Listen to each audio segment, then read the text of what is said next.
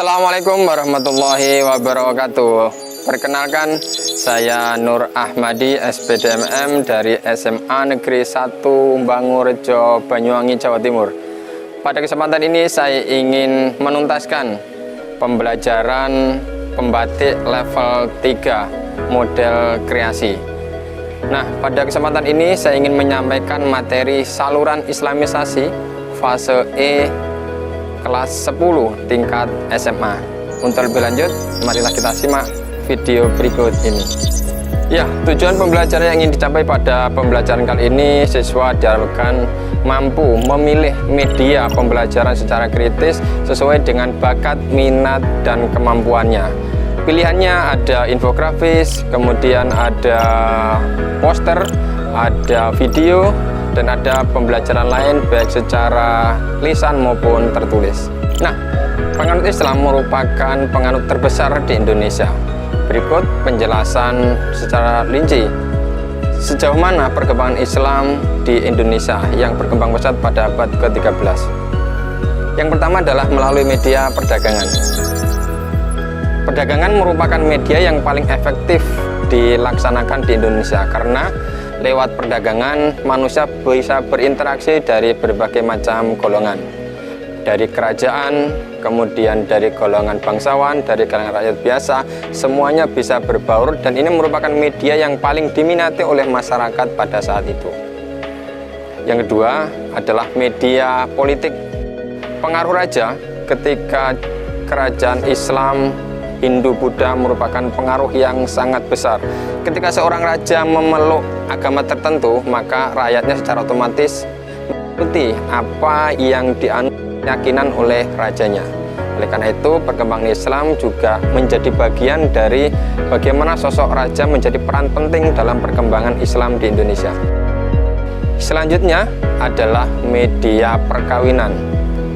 Nah, para pedagang ketika bermukim atau melakukan aktivitas dagang juga menjalin interaksi, juga menjalin sebuah hubungan. Nah, dalam media perkawinan biasanya akan membentuk sebuah keluarga kecil, membentuk sebuah kelompok, dan nantinya juga akan berimplikasi terhadap perkembangan agama Islam di Indonesia. Selanjutnya adalah perkembangan islamisasi melalui jalur tasawuf. Tasawuf merupakan aliran sufi. Jadi dalam perkembangannya, tasawuf juga menjadi peranan penting dalam perkembangan Islam di Indonesia. Selanjutnya, media perkembangan Islam atau saluran islamisasi di Indonesia adalah melalui kesenian. Masyarakat Indonesia, khususnya Jawa, saat itu merupakan penganut kesenian yang terbesar, terutama adalah kesenian wayang. Melalui media wayang, masyarakat bisa berkumpul, bisa berbaur, bisa menikmati sebuah ajaran tertentu, dan di dalamnya ternyata bisa disisipkan ajaran Islam. Oleh karena itu, karena media wayang merupakan media yang digemari masyarakat pada saat itu, maka wayang menjadi saluran yang sangat efektif dalam perkembangan Islam di Indonesia. Nah, yang terakhir, saluran islamisasi di Indonesia adalah melalui pendidikan. Nah, pendidikan yang dianut pada masa kerajaan Islam adalah pendidikan pondok pesantren. Para santri, para siswa menganut ajaran atau mendapat pendidikan di pondok pesantren. Setelah mereka mendapatkan pendidikan, maka dia kembali ke daerahnya untuk menyebarkan ajaran Islam yang diterima di pondok pesantren. Oleh karena itu, media pendidikan juga merupakan media yang efektif untuk menyebarkan Islam di Indonesia. Nah, tadi sudah kita simak bagaimana penjelasan tentang saluran islamisasi di Indonesia.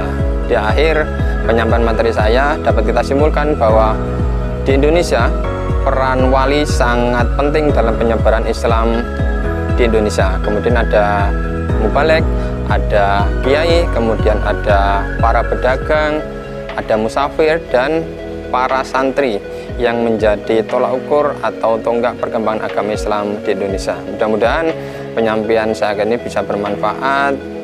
Dari saya cukup sekian. Wassalamualaikum warahmatullahi wabarakatuh.